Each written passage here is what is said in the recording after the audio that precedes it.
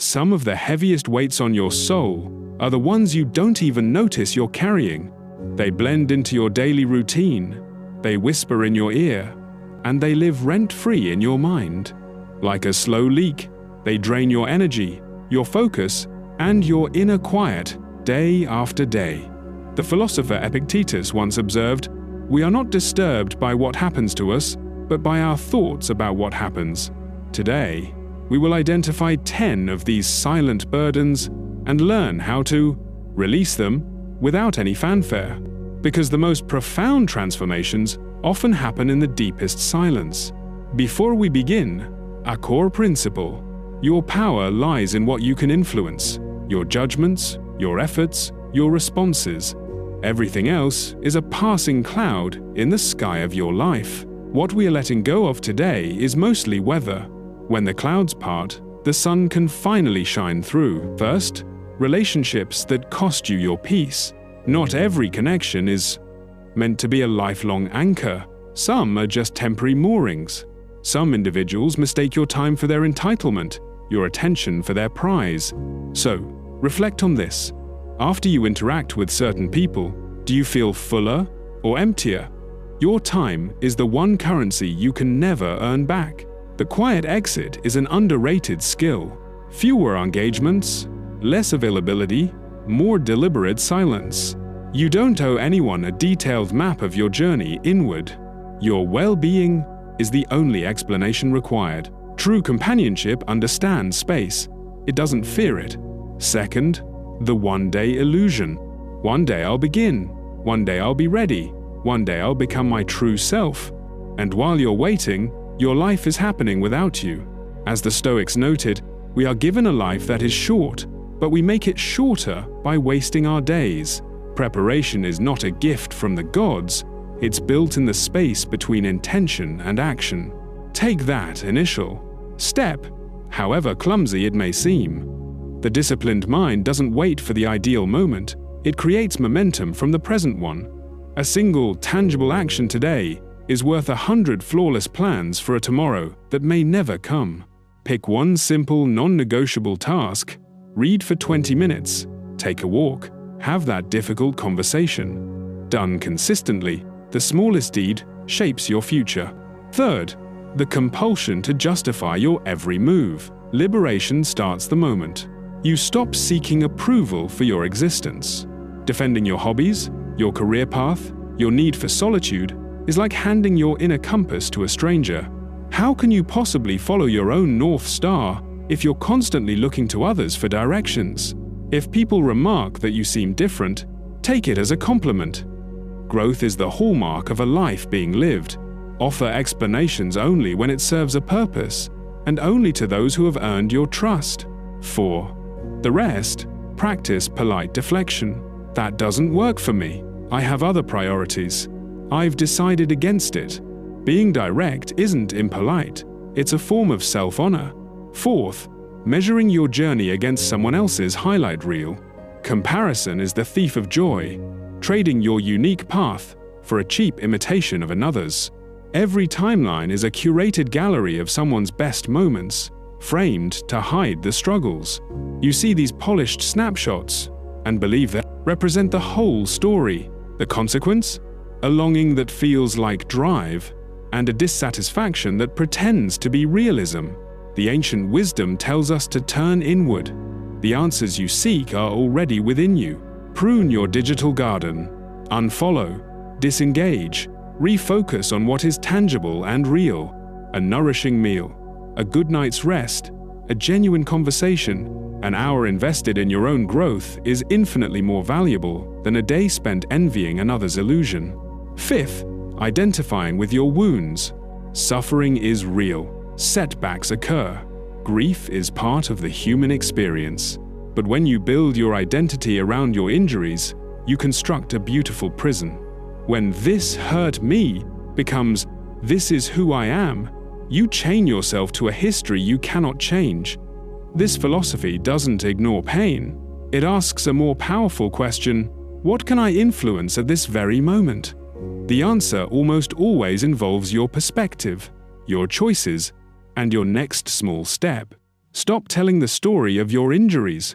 Replace, "Why did this happen to me?" with, "What can I build from this?" Minor triumphs, keeping a commitment, studying a new skill, letting go of a grudge. Become the author of your own comeback. Sixth, engaging in unnecessary conflicts. Not every disagreement requires your participation. The hunger to prove you are correct is a fire that consumes your inner resources. The discerning individual picks their engagements and often chooses to engage in none.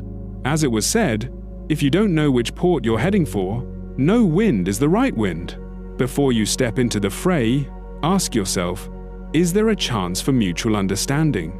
Is this coming from a good place? If not, protect your energy, offer a link, disconnect, return to your purpose. Your mind is a sanctuary. Don't let it become a public square for every petty debate. A silence, filled with intention, is the most powerful reply. Seventh, the physical and digital chaos you tolerate. Disorder in your environment trains your brain to accept mess as the default. Stacks of clutter, unanswered emails, half-finished projects, they all scream of incompletion. The focused mind seeks arrangement, not spotlessness, but simple harmony. Begin with something minor, a single shelf, your desktop, one nagging thought. Eliminate what is superfluous, as if you were clearing a path for light. Categorize, systematize, release. Every object you put in its rightful place is a quiet promise that you are in command of your life. When your surroundings are ordered, your thinking becomes clear. And when your thinking is clear, your spirit can settle. Eighth, the artificial emergencies of modern life. We are bombarded by manufactured crises, pings, alerts, demands for immediate answers. Living in a constant state of hurry is a subtle form of bondage. The thinker who is pulled in every direction finds depth in none. Filter your inputs. What is truly critical almost never requires instant panic. Schedule your reply times, disable non-essential notifications, create zones of uninterrupted work. You are not a 24/7 support desk for the world's demands. Relearn the art of assigning true importance. The significant receives your full focus. The insignificant receives your polite neglect. Your days gain meaning when you escape the tyranny of the urgent. Ninth, the trap of analysis paralysis. Constant rumination can feel like hard work, but it's often just fear in intellectual clothing. It's not the event itself that causes anxiety, but the narrative we spin around it in our minds. Break the loop by imposing constraints. Write down the core problem. Outline 2 or 3 practical paths forward. Give yourself a firm deadline and choose. For minor choices, give yourself minutes. For larger ones, a day or two. Making a decision is a skill. The real world will give you feedback, and that feedback will teach you more than endless thinking ever could. Action clears the fog from the window of your perception. 10th, the addiction to external approval, the need to be liked by everyone, stems from a dread of being judged or left out. But saying yes to everyone else means saying no to yourself, piece by piece. The wise ruler wrote, "If it is not right, do not do it. If it is not true, do not say it." Simple, yet so few follow it. Saying no is a strength that grows with practice. The more you exercise it, the more natural it becomes. Start with small, truthful declines. I appreciate the offer, but I can't. My plate is full. I need to honor my prior commitments. Those who become upset with your limits were never invested in you. They were invested in what you could do for them. The people who truly value you will respect your no, because they trust the sincerity of your yes. Your peace is a treasure that needs no external validation. Let's review them with gentle firmness. Energy-draining relationships. The one-day illusion. The compulsion to justify. Measuring against others.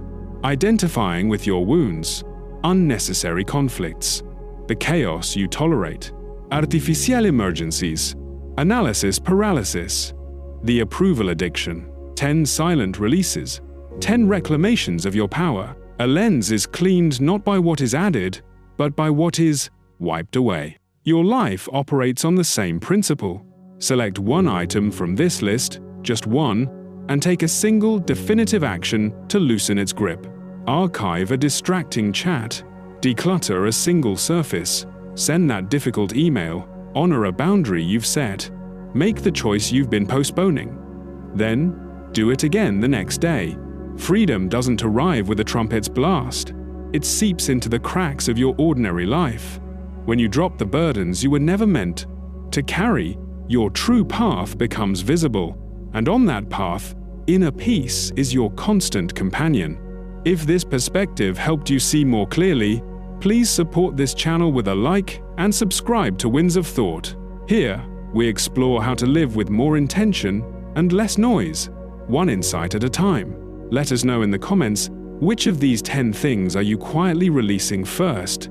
Your words might be the sign another person needs to start their own journey back to themselves.